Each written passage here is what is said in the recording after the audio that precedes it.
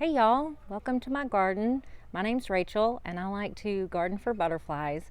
I'm gardening on the Gulf Coast and my gardening zone is 9A.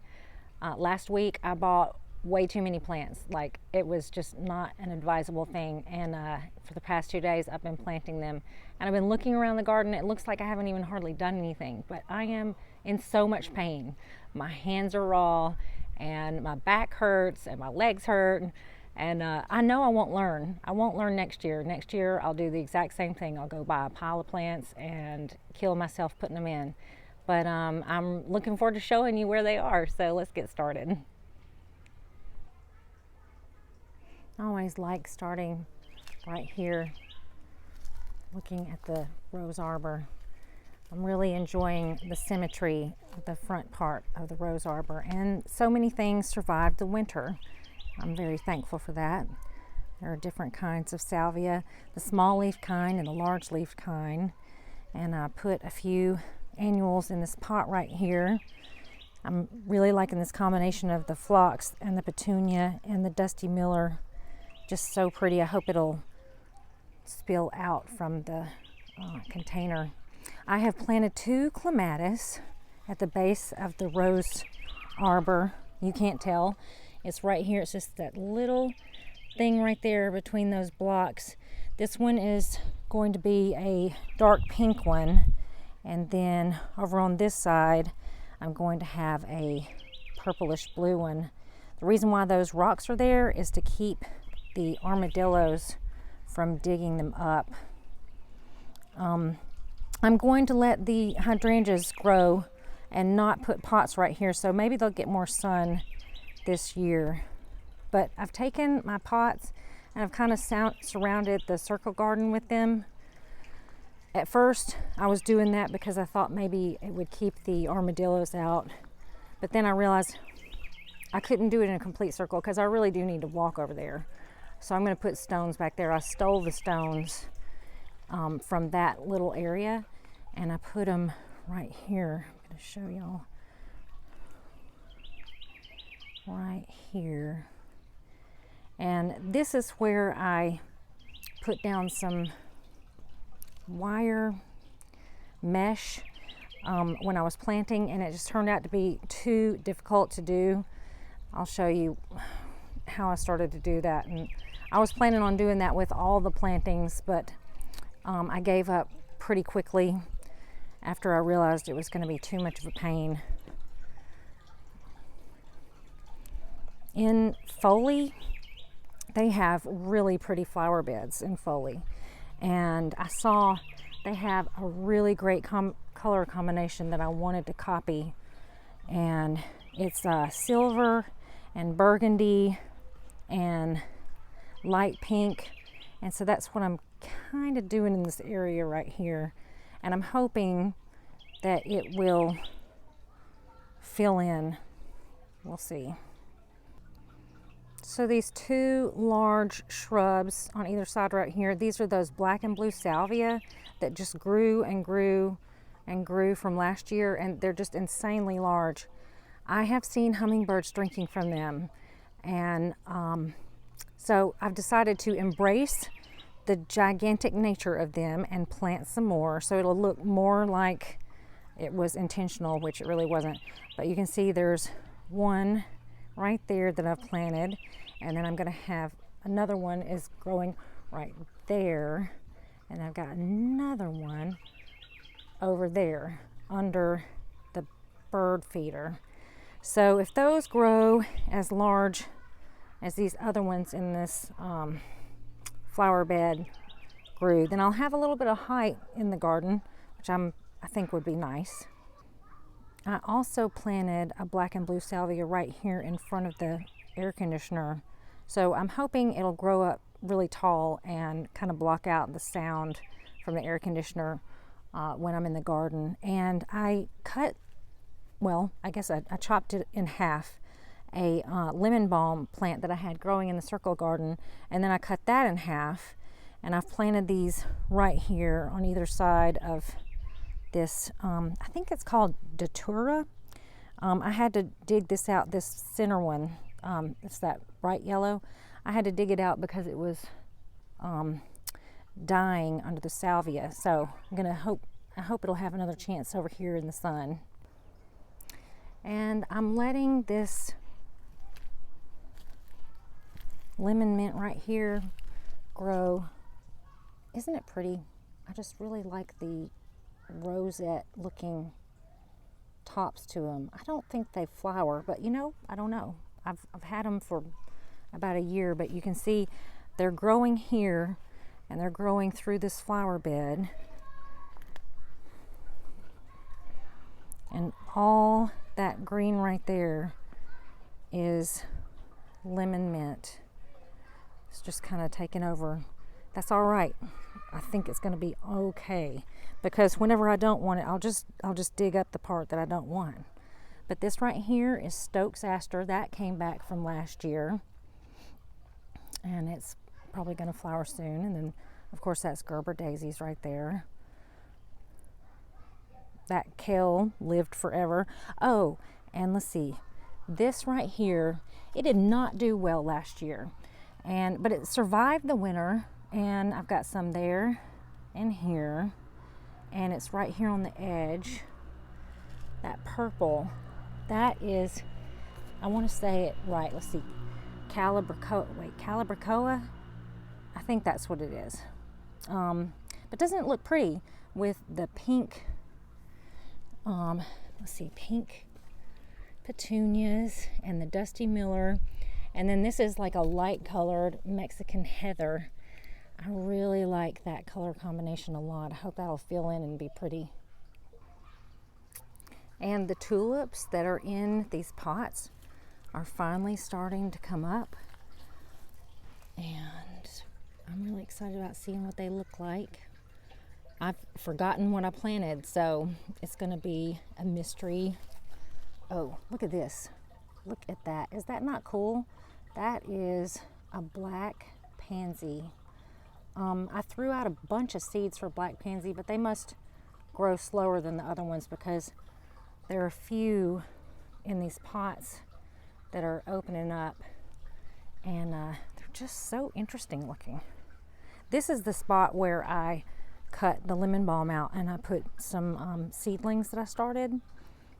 I have a theory, and I don't know if it's correct or not. I'm just thinking this circle bed does not get dug in as much as some of the other beds, like armadillos stay out of it. So I'm wondering if they don't like lemon balm, or I'm wondering if their prey doesn't like lemon balm.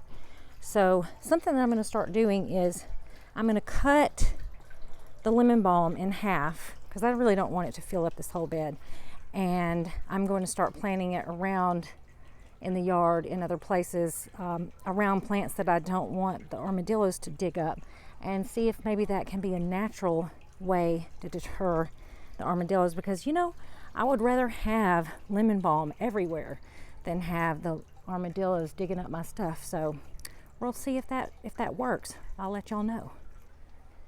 Something else that I'm gonna make an effort to do when my hands aren't torn up is I'm going to take the creeping Jenny that I have in some of the pots over there, and I'm going to plant them between these stones, because I do want to have green paths in the garden. And I like what this, I think it's creeping oregano, is doing right here. I would like to have like green paths. I would like for you to not even be able to see the stones at all. I'd like for there to be green paths. I just, you know, I don't like grass. I hate grass. I hate having to cut grass. I hate the sound of lawnmowers. So I would love to have this creeping Jenny and that frog fruit right there. And I don't know what this plant is right here, but I think I started it from seed last year.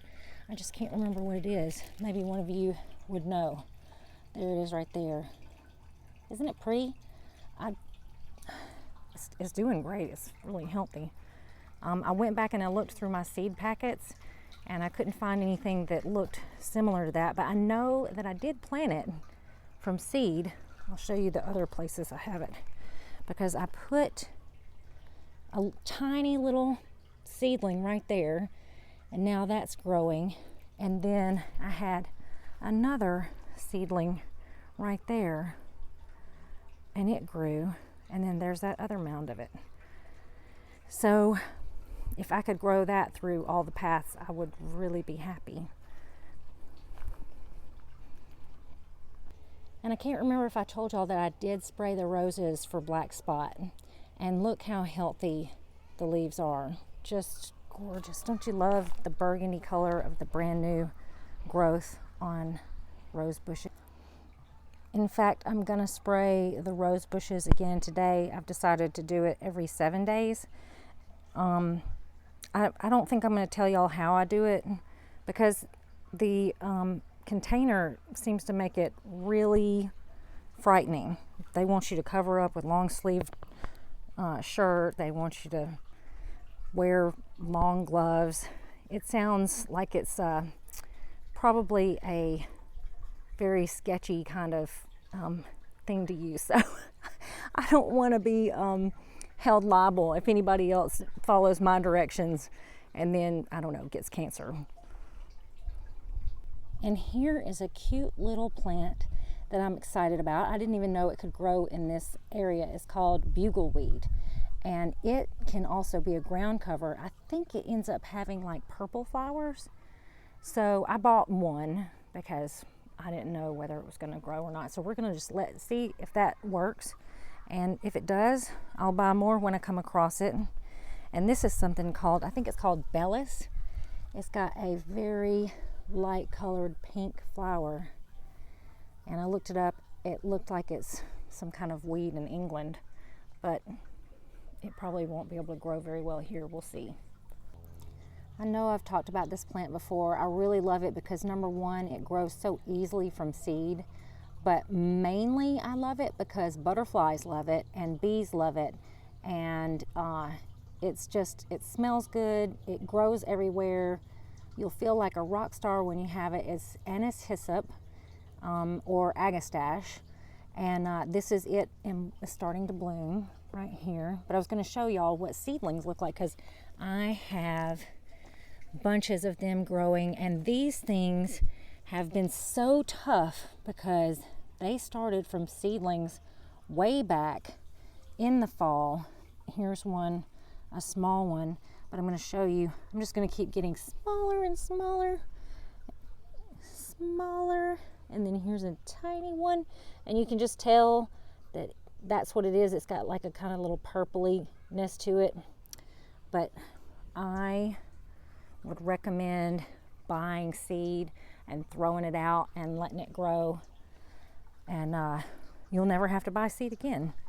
Just something that I do is when the flowers start to turn brown, I will cut them back and just layer them in like a cookie sheet or something and just let them dry out, and then I'll just take it out and throw it all over the yard. And you can see there's a bunch of it here. Here's some more. I just will never get enough of it. I love it so much. Look at these. Aren't these gorgeous? I'm so excited about these. I hope they do well. I love that color. Pansies. The camera just can't even capture the beauty of it. It is too pretty.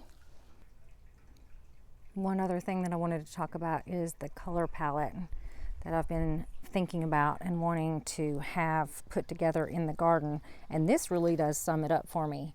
I love this silvery color of the Dusty Miller, and then the lime green with this petunia, and then the pale pink of the phlox. It's just so fun, and that's kind of what I want to echo through the whole garden. Just lime green, silver, purple, pink, with a little bit of burgundy. And this year I am going to make an effort to add a little bit of yellow. You can see there's some yellow right here in the pansies, and I do love yellow. One thing that bothers me though about yellow is it always draws my eye more than any other color. And I just always will look at whatever's yellow. It's like, but I love pale pink more. But the thing is, to me, yellow seems to be like the bratty little sister who always gets all the attention. You know, she doesn't obey, but she's just so cute and funny and hilarious. People just forgive her for being disobedient. While, you know, pale pink over there, she's the ballerina and she's got manners and she does everything she's told. But you know, you still love yellow more, even though she's naughty. And so I'm kind of torn about yellow. So I'm gonna let yellow in, and if yellow will behave and not make me love her more than I love pale pink, well then I'll let her stay. But we're gonna see, because the jury's out on it. And of course I don't have much yellow here yet, but I do have some seeds that I'm gonna plant for some yellow flowers, and I am looking forward to it. I'm looking forward to trying something new, and I'll let y'all know what I think about it when it gets going. Okay, y'all, here's my idea for thwarting the armadillos. I have gotten this hardware cloth here, and I'm gonna cut holes where I'm gonna plant these things, and then I'm going to, I don't know if I'm gonna use these pegs or the pins. I don't know which is gonna be better, but I'm gonna peg it down so that the armadillo can't like stick its little nose up under it and yank the whole thing up. And then, so yeah, I know this is gonna be in a line and that's gonna look kind of regimented, but I've got some seedlings that I'm gonna kind of put in here in these little areas, and maybe it'll make it look a little less straight and narrow. But I've got several things that I'm gonna do in lines throughout the garden today, and we're just gonna try this out. And if it works, then every time I plant something, I'm gonna do it like this. All right, so what I ended up doing is I had to cut it in half and then fit it from either side around the plants. And I think these plastic landscape pegs are going to be a little more sturdy than the metal ones, so I'm definitely going to recommend those over the metal. And that's these landscape pegs right here. This was a lot of work, and I ain't got time for this. You know, ain't nobody got time for this. So yeah, this is the only one I'm going to do with this. But I am going to put some camellia seedlings interspersed right here. And you know what, maybe I'll be wishing after I planted everything else and it gets dug up by the armadillos that I had done this for everything. But I think it might just be easier to just get a dog. So here it is all planted out with the mulch back over it, and it is just not worth it. I mean, I would just rather not even garden at all. I'm gonna have to get another armadillo trap because I can't deal with them like this. I can't try to thwart them by burying things in the ground. It's not gonna work. But you know what? You gotta try things, you know? So now we know. On March 3rd, I discovered this monarch chrysalis in the front yard. And today is March 17th. And look, I think it is gonna emerge today. When you start to be able to see it turn all dark like this, it's very, very close to coming out. So I would not be surprised that around 10 o'clock today, we will have a fresh monarch hanging from this. And look, I just discovered this chrysalis. This is also March 17th, and this chrysalis is on the side of the house. And so it looks kind of fresh. So I'm guessing in another 2 weeks, we'll have this monarch emerge. And I've just spotted this big old fat monarch caterpillar, and it's probably going to turn into a chrysalis soon. I'll probably find him on the house or amongst these grasses out front. So it's so exciting. This is beginning. It's starting all over again, y'all. I planted this new camellia in the front yard, and it finally bloomed. Isn't it really lovely? I'm hoping that it'll grow just as large as the other camellias. I'm going to show you what kind it is. It is called Emily Wilson. So I'm really enjoying that pale pink. So pretty. This is a camellia that was here when we moved in. I don't know what kind it is, but and it's just about gone over. I'm just going to try to show y'all some of the blooms.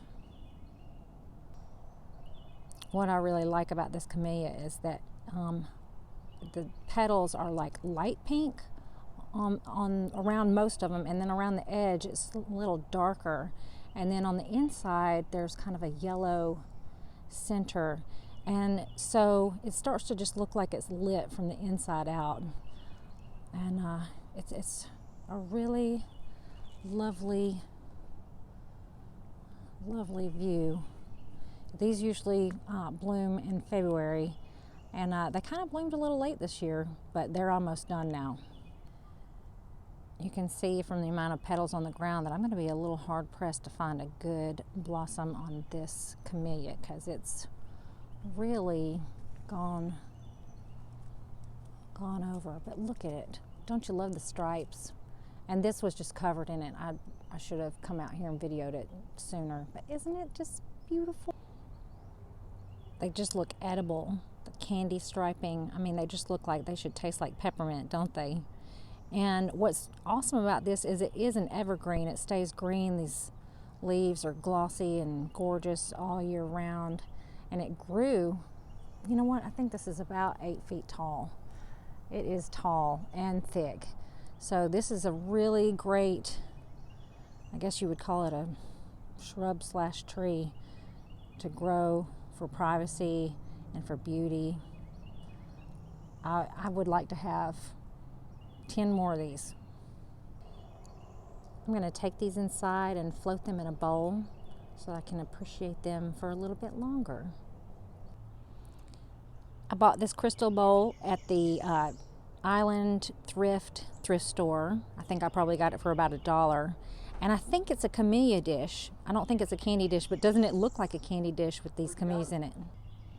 I'm out in the front yard and I'm pulling weeds, and I saw this vine and it just looks dead, dead, dead. But if you follow the vines all the way down, you see that there's new life. And I thought of the phrase, while there's life, there's hope. But I realized that is not a biblical saying, and that is not true, because Jesus said, with God, all things are possible. So even when there's no life, there's still hope with God. And I just love that. Even though I know that there was life under the ground, I couldn't see it. But it's just amazing how God rejuvenates everything in the spring. I'm so excited about all the new growth. Well, that's all I've got for today. I'm so tired. I've just got to go in and put my feet up and drink some Coke and put some lotion on my hands. But I can't wait to hear about y'all's gardens, and I hope that y'all will have butterflies flitting around soon too. Thanks for watching. Bye.